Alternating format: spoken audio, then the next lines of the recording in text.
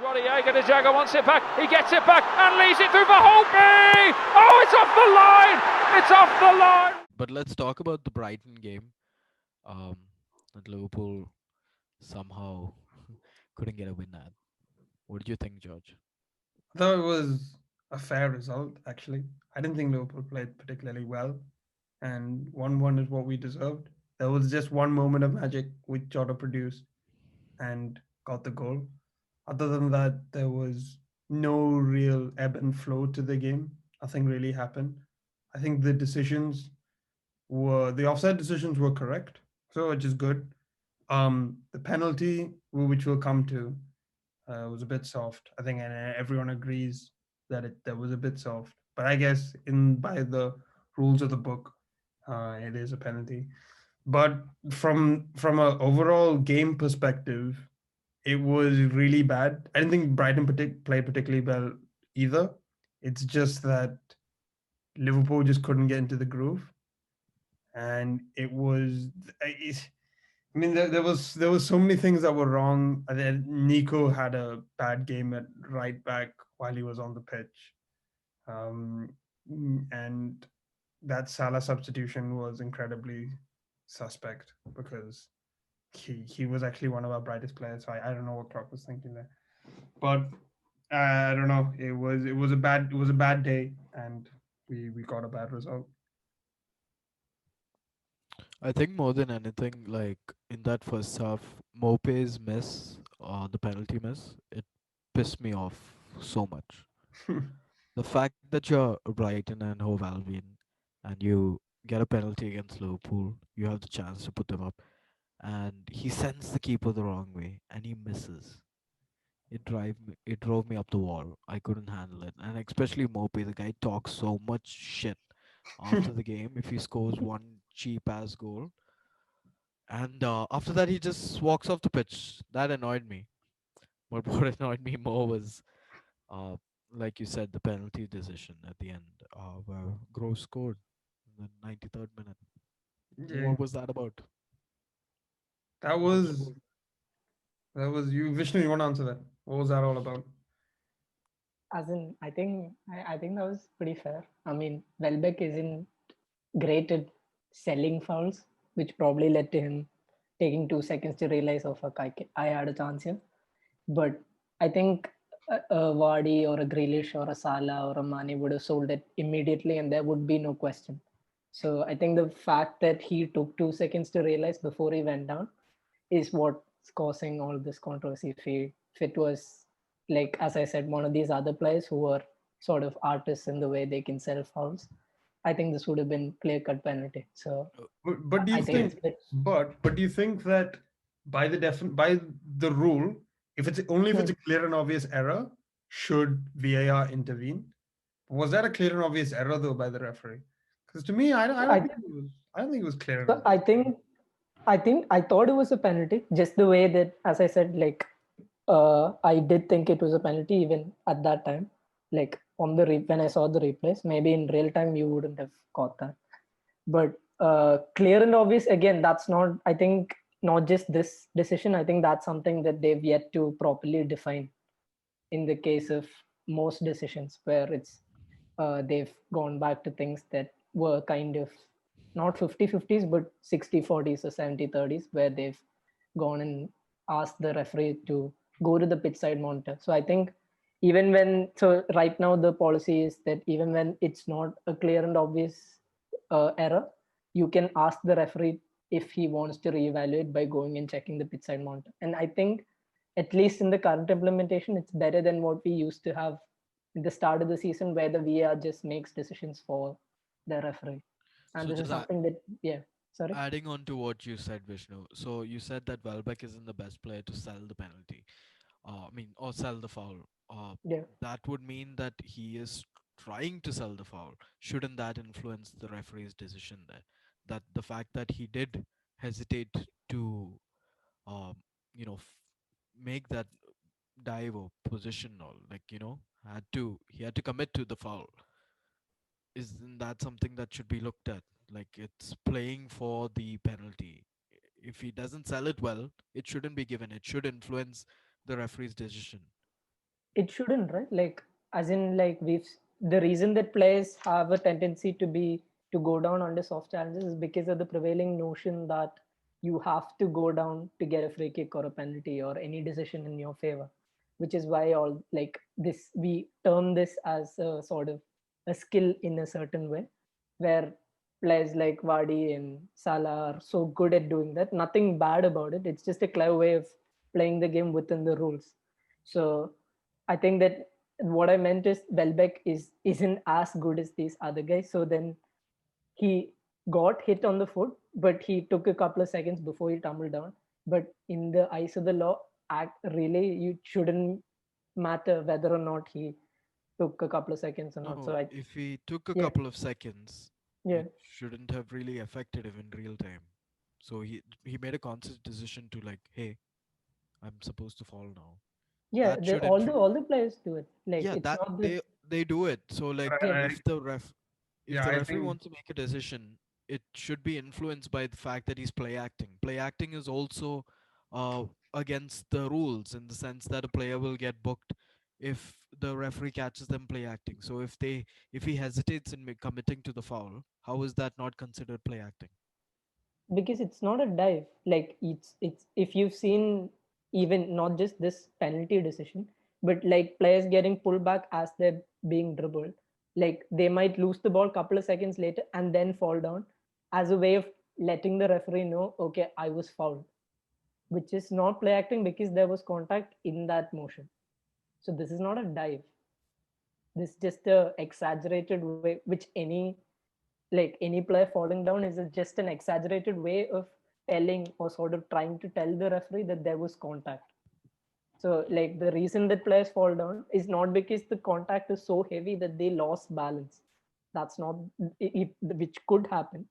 But most players go down because they want to let the referee know that there was contact and they want the decision. Okay, moving on to another point then. Sorry, George. yeah. Maybe you can come in on this one. Don't you think that this is a fundamental problem in football then?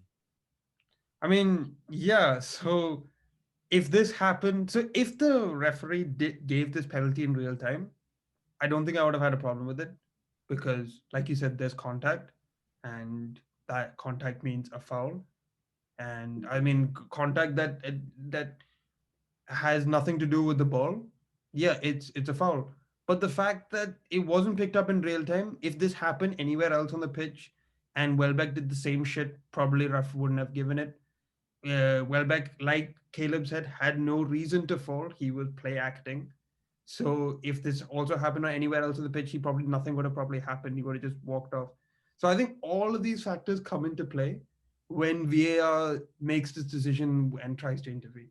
And I think that's where my issue is here. And that's The margin is so slim because like if the same foul had happened just outside the penalty box, and I'm talking just outside the penalty box, it's not even going to be looked at by VAR. And the fact that it's in the penalty box, the referee gets called over to the monitor. So I don't think that's you know f- the right way to go about it. and Wait, That's so all and are I'm you saying. saying that you want the referees to be informed even if it was outside? I would think that no.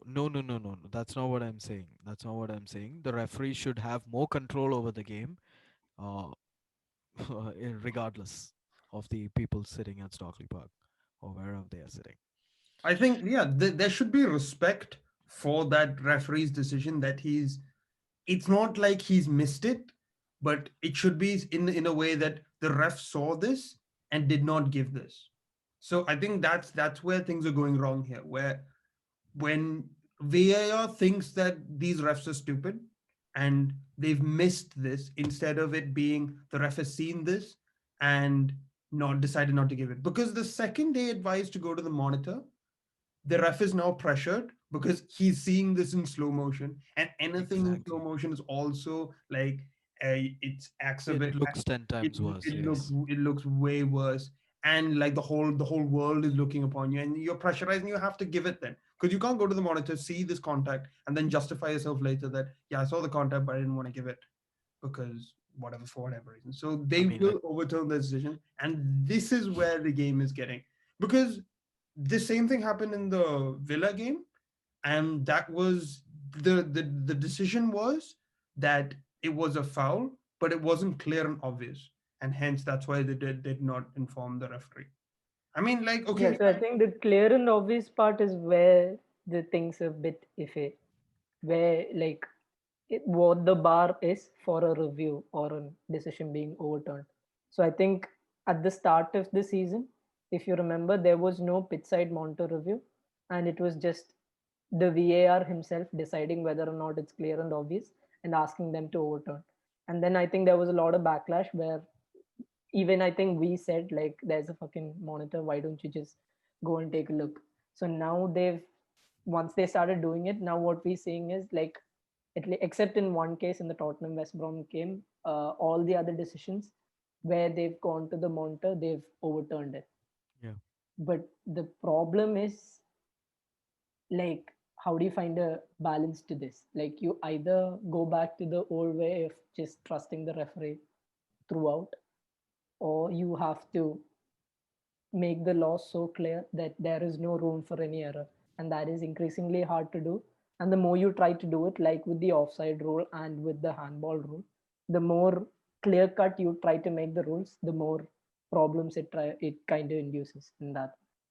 I don't know if you guys agree upon what I'm gonna say next. I feel like the referees in the Premier League are probably the worst in Europe because when it comes to VAR itself, they don't have the bottle to stick up for their own decisions in the first place. Like George had mentioned, and Vishnu, you also mentioned, only one decision they stuck to it. They don't have the thing of the bottle to keep up to that decision, the original decision. Regardless of that, in the normal flow of the game, they do make horrible decisions week after week. And we don't really see that in the Champions League nor in the other leagues too much.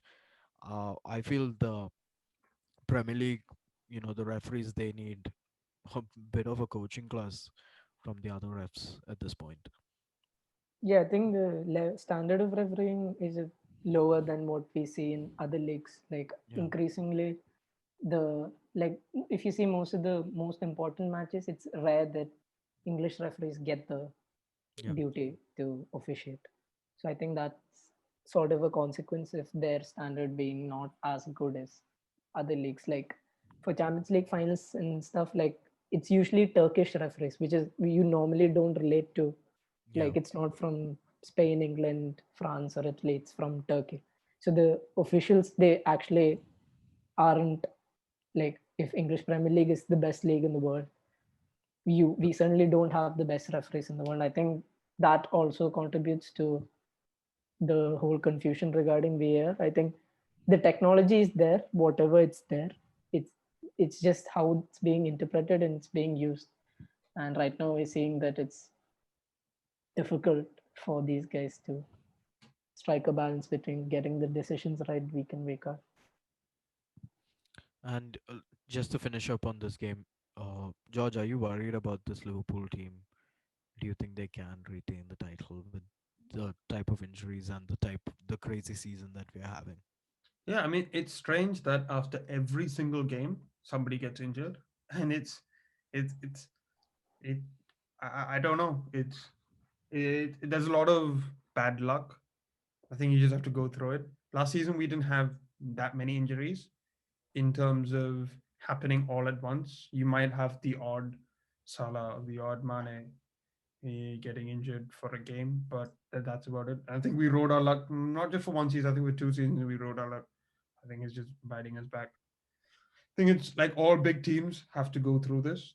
This maybe not as bad as this, but something like this where you are injury stricken and you have to work your way through this. So I expect them to. The whether to regain the title or not, I think it's still way too early to call. I think it's like 5 points or something, 4 points separating like the top six uh, teams. So I think it's too tight and too early to call. But fingers crossed. As in, like if we put in a performance like we did it against Leicester at home, then we do have a chance. But if we put on a performance like Brighton away, then then we've got a problem. But yeah, So the whole Klopp interview thing is something that we should talk about, don't you think, Caleb? yeah, definitely. I felt like, if imagine the reporter side of things, he must have felt so weird that Klopp is attacking him. I didn't really, I didn't understand what the message that Klopp was trying to say. It looked more personal for some reason. He was obviously frustrated with the situation that he has been dealt, but all the clubs have been dealt pretty much the same hand, and everybody in the Champions League are dealt the same hand as Liverpool, and we don't see them complain as much, probably because all the players are not getting injured as much. However, Liverpool players have been, running their socks off for the last 2 or 3 years, trying to prove themselves for the club, which is very, very respectable. This is expected, I would say. At some point, you do hit the proverbial wall, so you're going to have to stop and, assess the situation. So, So yeah, uh, so about Klopp's point of view, correct me if I'm wrong, but I think how it works is that broadcasters get to choose matches, and they choose, obviously they try to choose the big teams. BT is not as big as Sky in terms of the number of fixtures that they get, so they get a very less proportion, and then they try to schedule these fixtures accordingly. And but it's not entirely on the broadcasters. It's a lot of it.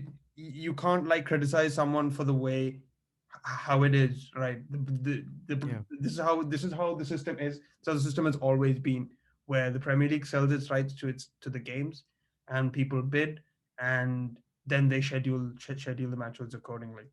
So yeah, like the broadcaster also mentioned, the clubs agree to the fixtures before the exactly. start of the season. It wasn't like BT said that this is the game and this is how it's going to be. All 20 clubs have seen the fixture list beforehand and they've agreed in tandem. So, Yeah, what do you say at yeah, this point? Okay, yeah, exactly, 16 of them voted exactly. for it. Yeah, So, I don't know. So yeah, so after these Premier League fixtures are announced, like you said, everybody agrees, and there's leeway on top of this, where clubs are allowed to say that, hey, I don't want to play um, on this particular day. I want to choose my Boxing Day fixtures. So they have a lot of leeway on what they play, when they play, who they play in terms of the scheduling. So to complain now, it looks a little bad. But then, well, on the flip side, when you see the situation, how it is, and how this is not like normal seasons, then you kind of understand Klopp's point of view as yeah, well. Yeah, but I think the point that the broadcaster was making is it felt like his anger was directed at him. It was sort of a personal attack to yeah. the guy in the company where he's sort of accusing them of disregarding everything and sort of committing a crime, sort of. And what he was trying to explain, like from what I understand, is that these are slots that Premier League has agreed with all the chief executives from each club, and basically took a fuckload of money and said, okay, these are the slots you can pick and choose. And they did that to maximize their profits. The clubs have already taken the profits and they're trying to maximize their profits. And now, if there was a clause which said that, okay, Champions League clubs have the option of not playing on the first slot on a Saturday evening, Saturday afternoon rather, then that would probably save them a lot of money from paying these clubs, right? But once they've taken the money and agreed to all of this, and now coming back and trying to attack these guys, I feel like it's sort of, I think the anger is justified, but sort of misguided. It's a bit salty. Like, I think if the result went a bit, Yeah, smoother for 100%. him, Yeah, especially with the decisions, I'm sure he was also really frustrated. That would have all manifested onto that poor BT reporter there, who just wanted to, cover the game. But maybe, yeah, we don't know the whole story behind all the bureaucracy.